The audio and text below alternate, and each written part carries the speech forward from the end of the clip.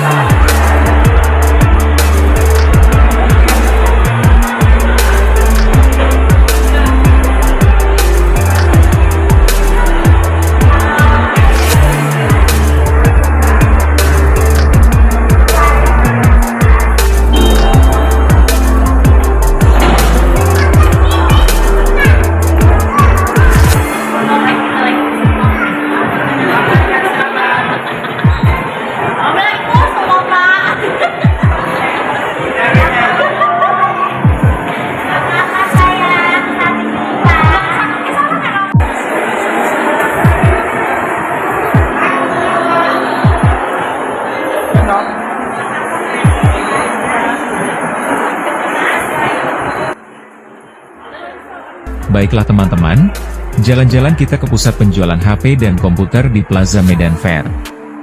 Mudah-mudahan video ini dapat memberikan informasi kepada kalian semua, salah satu tempat penjualan HP dan komputer di kota Medan.